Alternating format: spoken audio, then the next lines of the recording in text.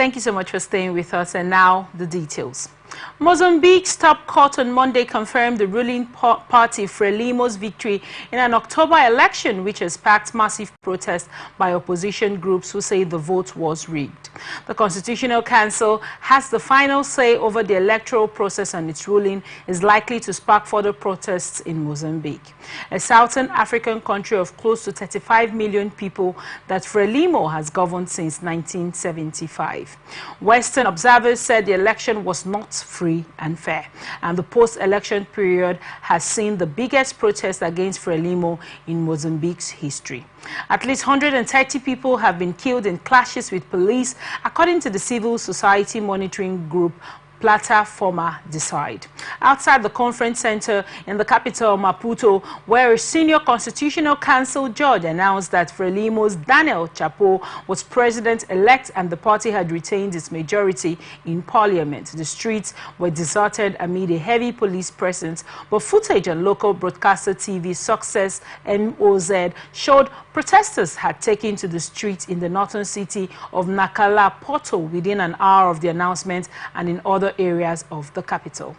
In its final tally, the Constitutional Council said Chapo had secured about 65% of the votes, lower than the figure of more than 70% given by the Electoral Commission in late October. It also gave Frelimo fewer seats in the parliament than the Commission did, without explaining why it had made those changes. Frelimo has consistently been accused by opponents and election observers of rigging votes since it first allowed elections in 1994. Although it has repeatedly denied those accusations. The Electoral Commission has not commented on allegations of fraud in this election. Chapo told the Frelimo gathering that as president, he would work to improve the lives of Mozambicans. A representative of opposition leader Venancio Mondlane, who the Constitutional Council said came second in the presidential election with about 24% of the votes, rejected the results announced on Monday. The post-election unrest has already affected the operations of foreign companies, including the Australian mining firm, and led to the temporary closure of the main border crossing with neighboring South Africa. Sudan's Rapid Support Forces (RSF) seized back control of a key logistical base in North Darfur on Sunday. The paramilitary group said a day after it was taken by the rival forces allied with Sudan's army. The conflict between the RSF and the army erupted in April 2023, and some of the fiercest fighting has taken place in North Darfur as the army and allied joint forces, a collection of former rebel groups, battle to maintain a last foothold in the wider Darfur region. The Joint Task Force and the army said in statements they had taken control on Saturday of the Al-Zorog base, which is the RSF has used during the 20-month war as a logistical base to channel supplies from over the nearby borders with Chad and Libya. Dozens of RSF soldiers were killed, vehicles destroyed, and supplies captured as they captured the base, they said. The incident could inflame ethnic tensions between the Arab tribes that are from the base of the RSF and the Zaghawa tribe that form most of the joint forces, analysts say. The RSF joint forces fighters of killing civilians and burning down nearby homes and public amenities during the raid. Since fighting picked up in Al Fashir in mid-April, at least 782 civilians have been killed, according to the UN Human Rights Report, the result of attack via intense heavy artillery and suicide drones from the RSF and airstrikes and artillery strikes by the army. On Sunday, activists from the El Fashir Resistance Committee reported an onslaught of at least 30 missiles fired on different parts of the city. Seizing control of the city would bolster the RSF's attempt to install a parallel government to the national government in Port Sudan, analysts say. Egypt will contribute troops to an African Union Somalia peacekeeping mission, its foreign minister said on Monday, as ties between the two countries grow closer amid tensions with Ethiopia over recognition of Somaliland. Egypt has decided to participate in the mission based on the Somali government's request and welcoming of the Africa's peace Union's Peace and Security Council, said Badar Abelati during a press conference in Cairo to mark a visit by the Somalian Foreign Minister. The African Union Stabilization and Support Mission, known as ASSOM, will replace an anti-terror mission ending this year. This dispute between Ethiopia and Somalia broke out this year over Addis Ababa's plan to build a port in the breakaway region of Somaliland, which had drawn in regional powers and threatened to further destabilize the Horn of Africa. After talks mediated by Turkey, Somalia and Ethiopia said they would work together to resolve the issue. Following the signing of a joint security pact, Egypt has delivered weapons and ammunition, including anti-aircraft guns and artillery, to Somalia. Some World Bank staff have criticized an assessment of Ethiopia's finances conducted with the International Monetary Fund, questioning whether the analysis that underpins the country's debt restructuring may be faulty. In an internal paper seen by reporters, World Bank consultant Brian Pinto and its chief economist Indemit Gill assesses the debt sustainability analysis dated July and prepared by the IMF and staff of the International Development Association, IDA, the World Bank's Fund for Poorest Nations. The author suggests that based on the DSA, Ethiopia is facing a short-term liquidity crunch and not a long-term solvency issue, a point of contention between the government and holders of its $1 billion international bond that is in default. Ethiopian State Finance Minister Eob Tekelan told reporters IMF and World Bank teams had just revisited the DSA as part of the latest review of the fund's loan program, and there had been no major change to the position. A spokesperson for the IMF confirmed the staff visited Ethiopia in November for the second review of the fund's loan program, adding that each review indicates an update to the DSA without elaborating on its content. The spokesperson did not comment on the memo. Pinto and Gill did not respond to a request for comments. Bondholders and Ethiopian officials have been in a tense standoff. At the heart of the debate is whether Ethiopia, as bondholders argue, faces a liquidity crunch which could be addressed by rescheduling debt, or whether it has longer-term solvency problems that require a debt write-down known as haircuts. Farmers in some of Ivory Coast's cocoa growing region are concerned about the impact of the strong Harmattan wind on the cocoa crop, as it can dry the soil and harm cocoa pods. The seasonal Harmattan wind, which usually sweeps in from the Sahara Desert between December and March, was blowing hard last week, while rains were mainly below average, farmers told Reuters. The world's top cocoa producer is in its dry season that runs from mid-November to March, when rainfall is low. The farmer said that there were enough pods on cocoa trees to harvest until late January, after which harvesting would fall sharply. In the west central region of Daloa and in the central region of Yamoussoukro, where no rain fell last week, and in the central region of Bangwono, where rainfall was weak, farmers said they were concerned by the dry weather. They said if the Harmattan wind remained strong during the next 2 weeks, there was still no good rainfall, leaves would start to dry, weakening cocoa trees and lowering the cocoa outlook.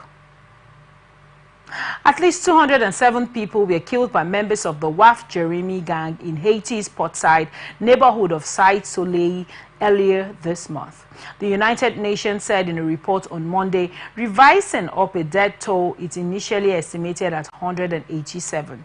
In a new report on the massacre, the United Nations Office of the High Commission for Human Rights said at least 134 men and 73 women, most of them elderly residents accused of witchcraft, were killed in less than a week of mass execution, abductions, and raids by some 300 members of the Waf Jeremy gang.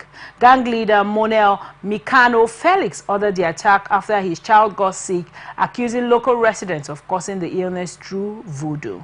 Many of the victims were abducted from voodoo temples and religious ceremonies, the United Nations said.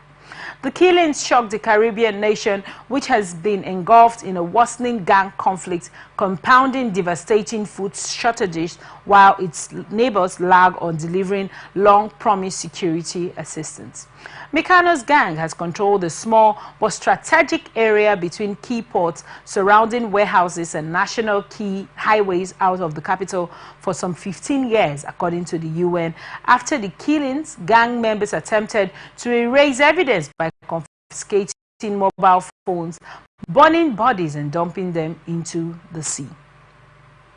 Over 5,300 people have been killed in Haiti since January, and more than 12,000 since the start of 2022, according to the UN, while over 700,000 have been internally displaced. Canadian Prime Minister Justin Trudeau, whose party looks set to lose power early next year, is under increasing pressure from his own legislators to step down and let someone else take over. The ruling Liberal face obliteration in the next election after more than 9 years in office amid voter fatigue, as well as anger over high prices and a housing crisis. The Canadian Broadcasting Corporation said more than 50 Liberal members of Parliament from Ontario, the most populous of the 10 provinces and the party's main stronghold, held a call on Saturday and agreed Trudeau had to step down. Last week, Trudeau suffered two major blows. Then Finance Minister Chrystia Freeland quit amid a policy dispute over spending, and all the opposition parties then said they would unite to bring down the minority Liberal government. Trudeau, though, shows no intention of leaving soon. The Globe and Mail, citing a Liberal source, said he would spend Christmas with family before taking a skiing vacation in the Pacific province of British Columbia. The Liberal Party released an advert over the weekend saying that if the Conservatives won, they would slash public spending. The Sports did not mention Trudeau once. Trudeau's options include staying on until a near-certain defeat in a no-confidence motion, probably in March, stepping down next month to allow the party to name an interim leader, or ending the current session of Parliament to buy the Liberals some time to choose a new leader and prepare for the next election, though that risks alienating voters. Salvador's legislature overturned the 7-year-old ban on metals mining, move that President Nayib Bukele had pushed for to boost economic growth, but that environmental group had opposed. El Salvador became the first country in the world to ban all forms of metal mining in 2017. Bukele, who took office in 2019, has called the ban absurd. All 57 of Bukele's allies in the Central American country's 60-seat legislature voted for the president's legislation to overturn the ban. The legislation will grant the Salvadorian government sole authority over mining activities within the country's land and maritime territory. By creating a law that puts the state at the center, we are guaranteeing that the population's well-being will be at the center of decision-making. Lawmaker Elisa Rosales from Bukele's New Ideas Party said in a speech to the legislature. The legislation does prohibit the use of mercury in mining and seeks to declare some areas incompatible with metals mining as protected nature reserves. El Salvador's economy is expected to grow 3% this year, according to the International Monetary Fund, but it has a heavy debt burden that hit a level of around 85% of gross domestic product earlier this year. Dozens of people protested on Monday near Congress against the reauthorization of mining, arguing that future projects could affect the communities and ecosystem of the smallest country in Central America. We oppose metal mining because it has been technically and scientifically proven that mining is not viable in the country. Environmentalist Luis Gonzalez told reporters. The level of contamination that would be generated in the water, soil and biodiversity is unacceptable for life as we know it. Mexican President Claudia Sheinbaum expressed support for Panama's government on Monday after U.S. President-elect Donald Trump threatened to reassert U.S. control over the Panama Canal on Sunday. Indeed, the Panama Canal belongs to Panamanians, Sheinbaum said. Speaking during her regular morning press conference, Sheinbaum's comments came one day after Trump accused Panama of charging excessive rates to use the Central American Passage while speaking to a crowd of supporters in Arizona. After the event, he posted an image on Truth Social of an American flag flying over a narrow body of water with the comment, "Welcome to the United States Canal." Trump's comments were an exceedingly rare example of a U.S. leader saying he will push a sovereign country to hand over territory. Panamanian President Jose Raul Mulino swiftly denounced Trump's comments. "Every square meter of the Panama Canal and the surrounding area belongs to Panama and will continue belonging to Panama," Mulino said in a statement released on X. Ecuador President Daniel Noboa said on Monday that Vice President Veronica Abad will be sent to Turkey to work in Turkey, a decision that came the same day that a judge overturned her temporary suspension from office. Abad's overturned suspension would stem Noboa's plan to take a leave of absence to campaign for re-election as the officials continue a year-long feud. In a statement, Noboa said Abad will be immediately appointed as temporary counselor at the country's embassy in Turkey to collaborate on the economic relations of Ecuador with the government of the Republic of Turkey. Abad would start her work in Turkey before Friday, the statement added. Noboa and Abad, who were elected last year to finish their predecessors, have repeatedly clashed, and Noboa sent Abad to Israel to act as ambassador and manage the South American country's response to Israel's war with Hamas. Noboa is seen as unlikely to take an unpaid campaign leave ahead of the February 9th presidential contest if it will mean Abad would briefly be in charge of Ecuador. Abad was suspended by the Labor Ministry in November on accusations she committed a serious disciplinary offense by failing to follow an order from the Foreign Ministry to leave Israel for Turkey due to security concerns. Ecuador's Labor Ministry must make a public apology to Abad within 72 hours, said Judge Nubia Vera in her ruling. Abad had rejected her suspension and said she was duly elected as vice president and therefore should assume the presidency during Noboa's campaign. An earthquake of magnitude 5.9 struck Cuba on Monday, the European Mediterranean Seismological Center EMSC said. Local authorities said that as of early Monday morning, no serious damage had occurred and there were no deaths or injuries. The quake was at a depth of 25 kilometers, 15.53 miles, EMSC said. The Cuban National Seismological Service reported the quake as a 6.1 magnitude event that's off the coast of eastern Santiago de Cuba, with more than 100 aftershocks has drawn broke.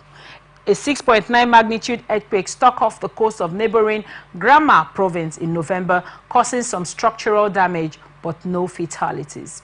Most seismic activity in Cuba takes place in the region around Santiago. A fault line runs along the island's southeastern coast, marking the boundary between the North American plate and the Caribbean plate, according to Cuba's seismic service. The Cuban capital of Havana was not affected by the quake. Venezuelan Attorney General Tarek Saab said on Monday another 223 people arrested over election protests months ago will be released, taking the number of prisoners freed to 956. In recent talks, Saab has announced a series of releases of groups of more than 2,000 people who were arrested for taking part in protests after the July election. Rights groups say they have only been able to verify some of the releases and that at least 3 protesters have died in custody. Electoral authorities and the country's Supreme Court have said President Nicolas Maduro won a 3rd term, but the country's opposition has released ballot box level tallies it says show a resounding victory for its candidate. Brazilian officials found 163 Chinese nationals working in slavery-like conditions at a construction site for a factory owned by Chinese electric vehicle producer BYD. In Brazil's Bahia state, the local labor prosecutor's office said during a news conference on Monday. According to the authorities, the workers were hired in China by another firm and brought to Brazil irregularly. They were laboring for long hours in excess of what is allowed by Brazilian law, sometimes for 7 days a week straight, while being kept in what authorities described as degrading conditions in their accommodations, among other labor violations. BYD did not immediately reply to a request for comment. The labor authorities did not disclose the names of the firms involved in hiring the workers. In Brazil, slavery-like conditions include forced labor, but also covers debt, bondage, degrading work conditions, long hours that pose a risk to workers' health, and any work that violates human dignity. The workers had to request permission to leave their lodgings, and at least 107 also had their passports withheld by their employer, said Labor Inspector Lane Daru, adding that conditions at the work site were dangerous. We found that the work of these 163 workers was carried out in slavery-like conditions, she said. Minimum safety conditions were not being met in the work environment, said Duaro. The operation is ongoing, said Duaro, and fines have not yet been issued.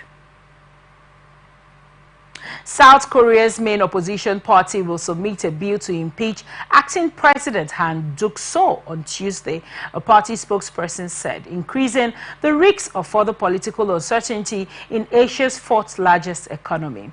The move comes as the country is still reeling from impeached President Yoon Suk-yeol's short-lived bid to impose marital law on December 3rd that he partly blamed on the opposition's propensity to impeach government officials.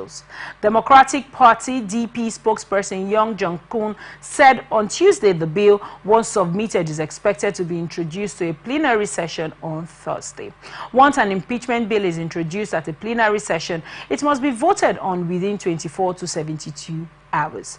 If Han is impeached by the parliament, the finance minister would be next in line to lead the government as acting president, according to South Korean law. The DP, which has a majority in parliament, is taking the step after Han postponed approving legislation to launch a special council investigation into President Yoon Suk-yeol's failed bid to impose marital law. Prime Minister Han took over from the suspended Yoon, who was impeached on December 14th and faces a constitutional court review on whether to oust him or restore his powers. Acting President Han made it clear at today's cabinet meeting that he would not greenlight the special prosecution law. DP's floor leader Park Chan-dae said Yoon's ruling People's Power Party (PPP) has accused the DP of threatening to topple the government for not complying with their demands at a time when South Korea's key ally, the United States, has just restarted planned communications with the country under Han's stewardship. Hong Kong offered bounties of 1 million Hong Kong dollars, which equivalent to $128,728 on Tuesday, for 6 more pro-democracy campaigners deemed to have violated national security laws and revoked the passports of 7 more as the Asian financial hub keeps up its security campaign. The move to add more names to Hong Kong's wanted list comes as the city strives to revive economic growth and refurbish its international reputation after years-long crackdown on dissent that attracted global criticism. Chris Tang, the security secretary, accused the group, all based overseas in countries such as Britain and Canada, of the crimes of incitement to secession, subversion, and coalition with foreign forces. The 6 included Britain-based commentator Chung Kim-wah, former head of pro-independence group Tony Chung, Carmen Lau of the Hong Kong Democracy Council, and Chloe Cheng-hong from the Committee for Freedom in Hong Kong Foundation. Now, China and Hong Kong authorities have defended the clampdown on the sweeping national security laws, saying stability has been restored after mass pro-democracy protests in 2019. Tang said the 6 pro-democracy campaigners had engaged in activities such as speeches, social media posts, and lobbying for Hong Kong